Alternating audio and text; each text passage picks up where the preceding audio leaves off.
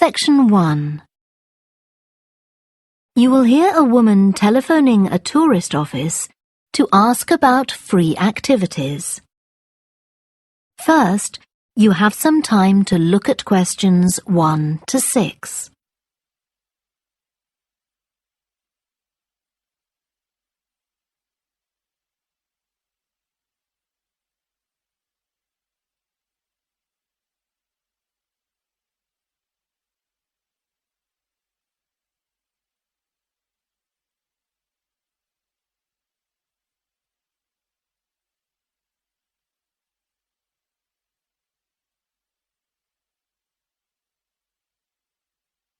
You will see that there is an example that has been done for you.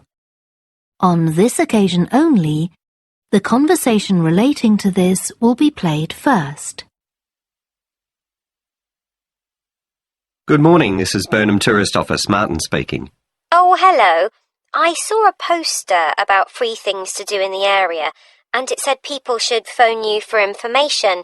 I'm coming to Burnham with my husband and 2 children for a few days on June the 27th, or possibly the 28th, and I'd like some ideas for things to do on the 29th. Yes, of course. The date that the woman wants information about is the 29th of June, so the letter C has been circled. Now we shall begin.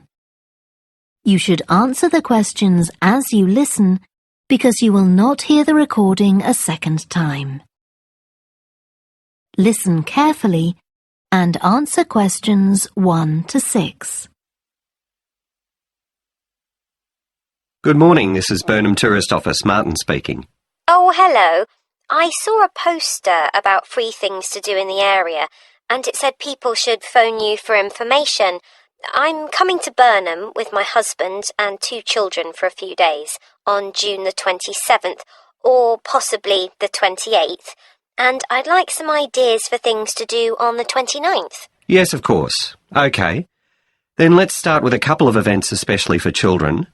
The art gallery is holding an event called Family Welcome that day, when there are activities and trails to use throughout the gallery.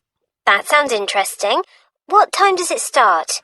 The gallery opens at 10 and the Family Welcome event runs from 10:30 until 2 o'clock. The gallery stays open until 5, and several times during the day they're going to show a short film that the gallery has produced. It demonstrates how ceramics are made, and there'll be equipment and materials for children to have a go themselves. Last time they ran the event there was a film about painting, which went down very well with the children, and they're now working on one about sculpture. I like the sound of that.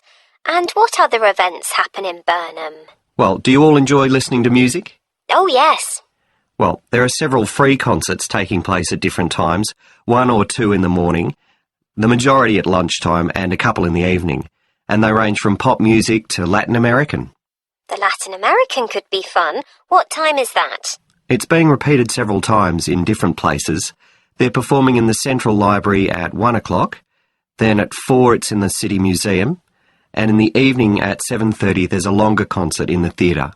Right. I'll suggest that to the rest of the family. Something else you might be interested in is the boat race along the river.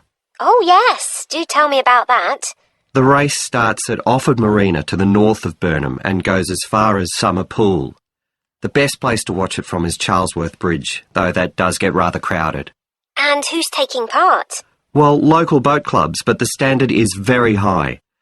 One of them came first in the West of England Regional Championship in May this year. It was the first time a team from Burnham has won. It means that next year they'll be representing the region in the National Championship.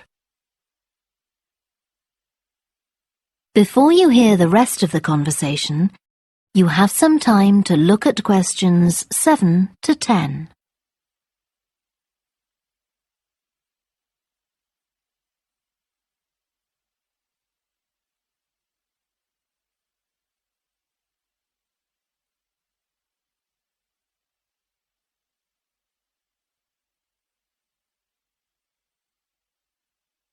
Now listen and answer questions 7 to 10. Now, I've heard something about Paxton Nature Reserve. It's a good place for spotting unusual birds, isn't it? That's right, throughout the year. There is a lake there as well as a river, and they provide a very attractive habitat. So it's a good idea to bring binoculars if you have them. And just at the moment you can see various flowers that are pretty unusual. The soil at Paxton isn't very common. They're looking good right now. Right. My husband will be particularly interested in that. And there's going to be a talk and slideshow about mushrooms, and you'll be able to go out and pick some afterwards and study the different varieties. Uh-huh. And is it possible for children to swim in the river? Yes, part of it has been fenced off to make it safe for children to swim in. It's very shallow and there's a lifeguard on duty whenever it's open. The lake is too deep, so swimming isn't allowed there. OK, we must remember to bring their swimming things in case we go to Paxton. How long does it take to get there by car from Burnham? About 20 minutes, but parking is very limited, so it's usually much easier to go by bus, and it takes about the same time. Right. Well, I'll discuss the options with the rest of the family. Thanks very much for all your help. You're welcome. Goodbye. Bye. That is the end of section 1. You now have half a minute to check your answers.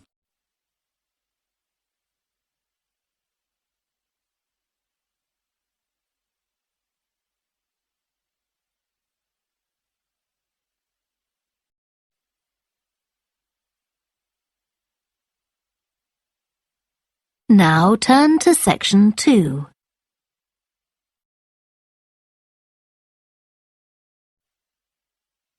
Section 2. You will hear a talk given by a woman called Shona Ferguson about changes in a town called Barford. First, you have some time to look at questions 11 to 15.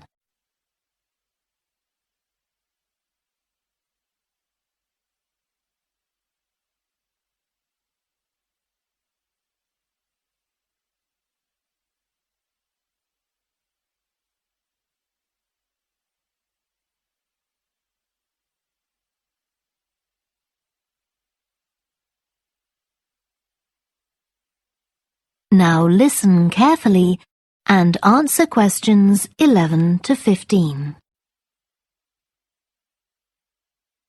First of all, let me thank you all for coming to this public meeting to discuss the future of our town. Our first speaker is Shona Ferguson from Barford Town Council. Shona. Thank you. First, I'll briefly give you some background information. Then I'll be asking you for your comments on developments in the town. Well, as you don't need me to tell you, Barford has changed a great deal in the last 50 years. These are some of the main changes. 50 years ago, buses linked virtually every part of the town and the neighbouring towns and villages. Most people used them frequently, but not now, because the bus companies concentrate on just the routes that attract most passengers. So parts of the town are no longer served by buses. Even replacing old, uncomfortable buses with smart new ones has had little impact on passenger numbers. It's sometimes said that bus fares are too high, but in relation to average incomes, fares are not much higher than they were 50 years ago. Changes in the road network are affecting the town. The centre was recently closed to traffic on a trial basis, making it much safer for pedestrians. The impact of this is being measured. The new cycle paths separating bikes from cars in most main roads are being used far more than was expected, reducing traffic and improving air quality. And although the council's attempts to have a bypass constructed have failed, we haven't given up hope of persuading the government to change its mind. Shopping in the town centre has changed over the years. Many of us can remember when the town was crowded with people going shopping. Numbers have been falling for several years, despite efforts to attract shoppers, for instance by opening new car parks. Some people combine shopping with visits to the town's restaurants and cafes. Most shops are small independent stores, which is good, but many people prefer to use supermarkets and department stores in nearby large towns, as there are so few well-known chain stores here. Turning now to medical facilities. The town is served by family doctors in several medical practices, fewer than 50 years ago, but each catering for far more patients. Our hospital closed 15 years ago, which means journeys to other towns are unavoidable. On the other hand, there are more dentists than there used to be. Employment patterns have changed along with almost everything else. The number of schools and colleges has increased, making that the main employment sector. Services such as website design and accountancy have grown in importance, and surprisingly perhaps, manufacturing hasn't seen the decline that has affected it in other parts of the country. Before you hear the rest of the talk, you have some time to look at questions 16 to 20.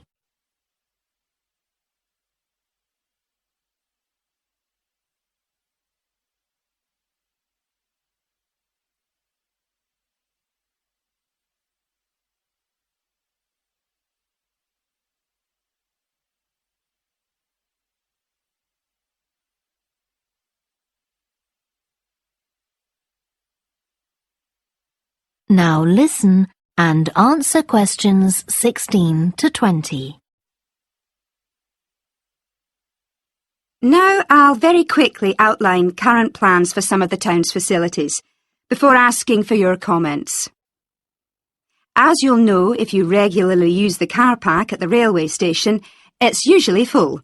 The railway company applied for permission to replace it with a multi-storey car park, but that was refused. Instead, the company has bought some adjoining land, and this will be used to increase the number of parking spaces. The Grand, the old cinema in the High Street, will close at the end of the year and reopen on a different site. You've probably seen the building under construction. The plan is to have 3 screens with fewer seats rather than just the one large auditorium in the old cinema. I expect many of you shop in the indoor market.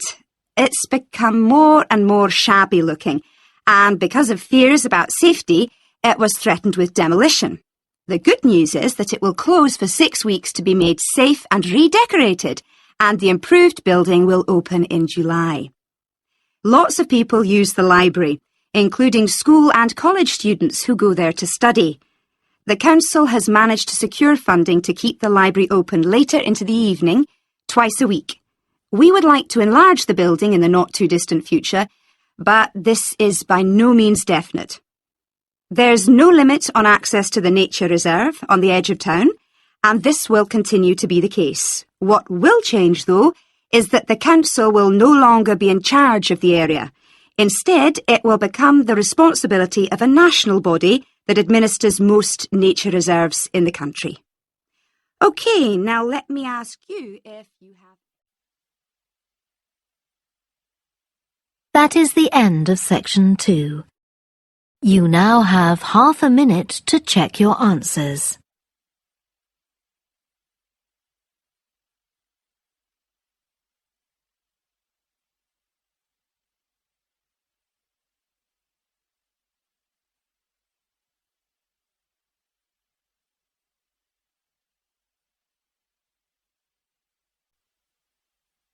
Now turn to section 3. Section 3. You will hear 2 students called Helen and Jeremy, who are studying creative writing, discussing a project for their course which involves writing and illustrating stories for children. First, you have some time to look at questions 21 to 26.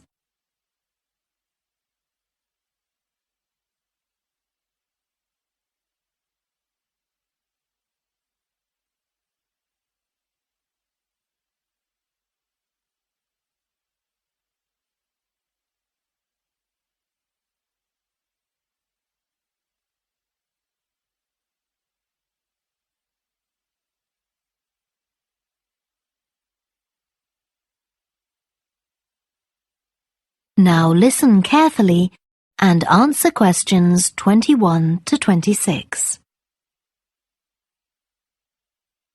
Hello, Helen. Sorry I'm late. Hi, Jeremy, no problem. Well, we'd better work out where we are on our project, I suppose. Yeah, I've looked at the drawings you've done for my story, The Forest, and I think they're brilliant. They really create the atmosphere I had in mind when I was writing it. Oh, I'm glad you like them. There are just a few suggestions I'd like to make. Go ahead. Now, I'm not sure about the drawing of the cave. It's got trees all around it, which is great, but the drawing's a bit too static, isn't it? I think it needs some action. Yes, there's nothing happening. Perhaps I should add the boy, Malcolm, isn't it? He would be walking up to it. Yes, let's have Malcolm in the drawing. And what about putting in a tiger? The one that he makes friends with a bit later. Maybe it could be sitting under a tree, washing itself. And the tiger stops in the middle of what it's doing when it sees Malcolm walking past. That's a good idea. OK, I'll have a go at that. Then there's the drawing of the crowd of men and women dancing. They're just outside the forest, and there's a lot going on. That's right. You wanted them to be watching a carnival procession, but I thought it would be too crowded. Do you think it works like this? Yes, I like what you've done. The only thing is, could you add Malcolm to it without changing what's already there? What about having him sitting on the tree trunk on the right of the picture? Yes, that would be fine. And do you want him watching the other people? No, he's been left out of all the fun, so I'd like him to be crying. That'll contrast nicely with the next picture where he's laughing at the clowns in the carnival. Right, I'll do that. And then the drawing of the people ice skating in the forest. I wasn't too happy with that one. Because they're supposed to be skating on grass, aren't they? That's right, and it's frozen over. At the moment, it doesn't look quite right. I see what you mean. I'll have another go at that. And I like the wool hats they're wearing. Maybe you could give each of them a scarf as well? Yeah, that's easy enough. They can be streaming out behind the people to suggest they're skating really fast. Great. Well, that's all on the drawings. Right. So you finish writing your story, and I just need to finish illustrating it, and my story and your drawings are done. Before you hear the rest of the discussion, you have some time to look at questions 27 to 30.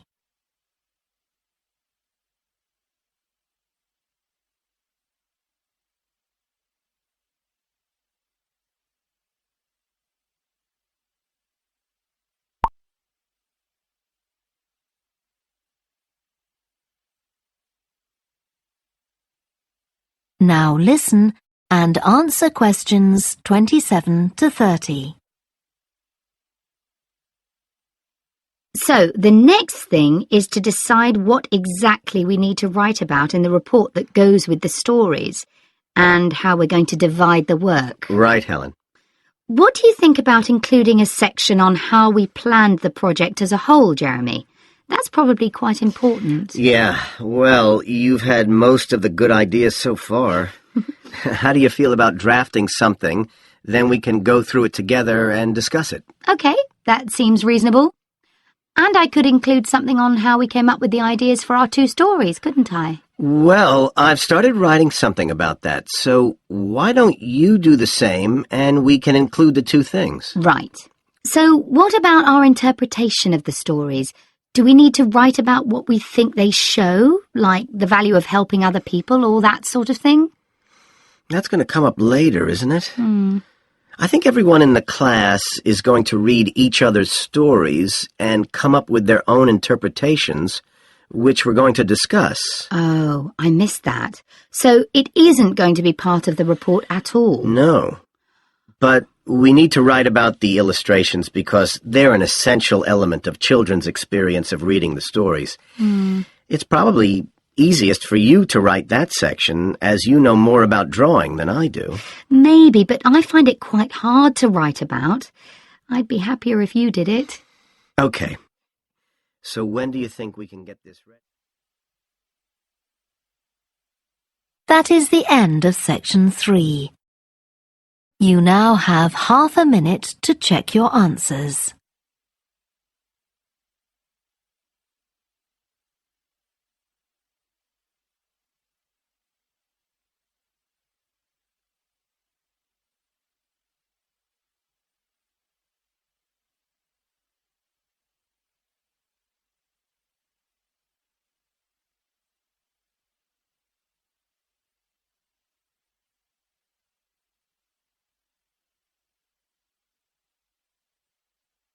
Now turn to Section 4.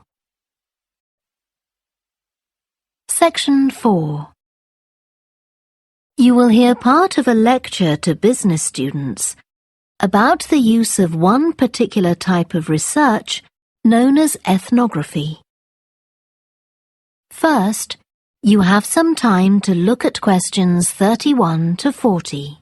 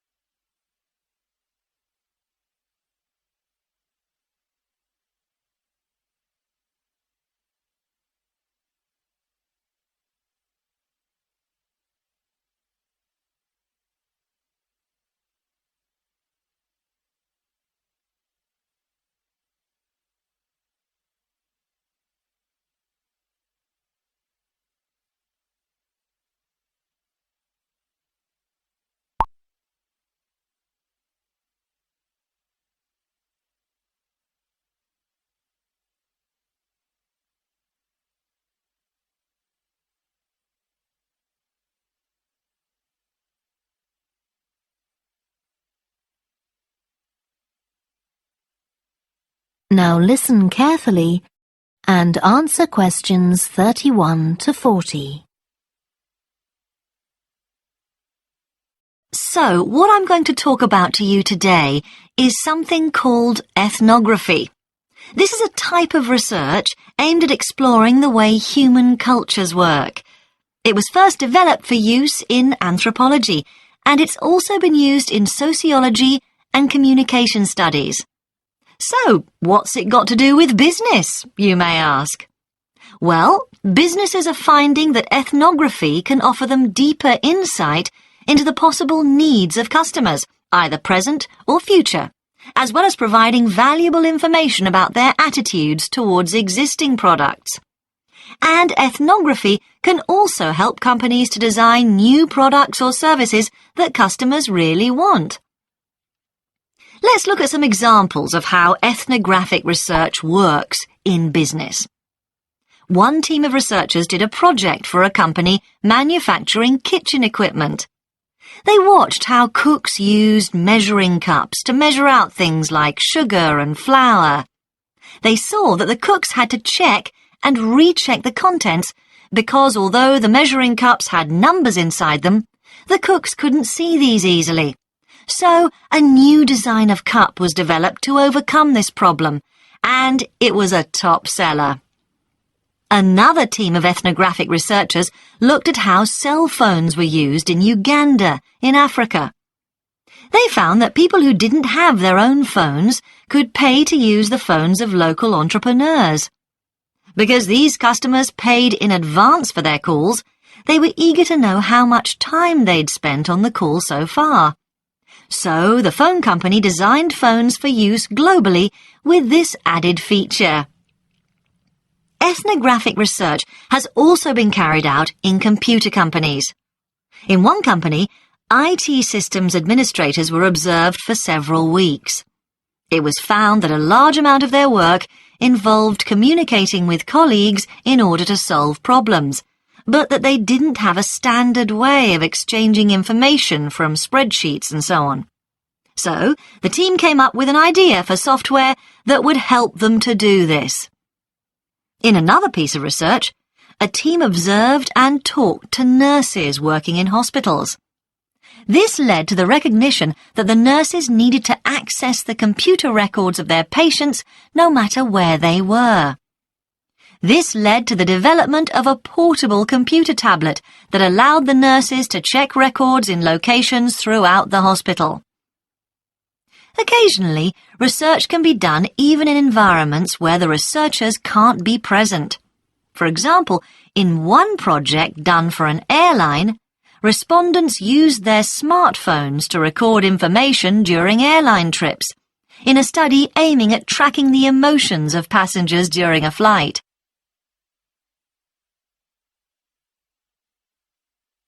So, what makes studies like these different from ordinary research? let's look at some of the general principles behind ethnographic research in business. First of all, the researcher has to be completely open-minded. He or she hasn't thought up a hypothesis to be tested, as is the case in other types of research. Instead, they wait for the participants in the research to inform them. As far as choosing the participants themselves is concerned, that's not really all that different from ordinary research. The criteria according to which the participants are chosen may be something as simple as the age bracket they fall into, or the researchers may select them according to their income, or they might try to find a set of people who all use a particular product, for example. But it's absolutely crucial to recruit the right people as participants. As well as the criteria I've mentioned, they have to be comfortable talking about themselves and being watched as they go about their activities. Actually, most researchers say that people open up pretty easily, maybe because they're often in their own home or workplace. So, what makes this type of research special is that it's not just a matter of sending a questionnaire to the participants. Instead, the research is usually based on first-hand observation of what they are doing at the time. But that doesn't mean that the researcher never talks to the participants. However, unlike in traditional research, in this case, it's the participant rather than the researchers who decides what direction the interview will follow. This means that there's less likelihood of the researcher imposing his or her own ideas on the participant. But after they've said goodbye to their participants and got back to their office, the researcher's work isn't finished. Most researchers estimate that 70 to 80% of their time is spent not on the collecting of data, but on its analysis, looking at photos, listening to recordings and transcribing them, and so on. The researchers may end up with hundreds of pages of notes. And to determine what's significant, they don't focus on the sensational things or the unusual things. Instead, they try to identify a pattern of some sort in all this data and to discern the meaning behind it. This can result in some compelling insights that can, in turn, feed back to the whole design process. That is the end of section 4. You now have half a minute to check your answers.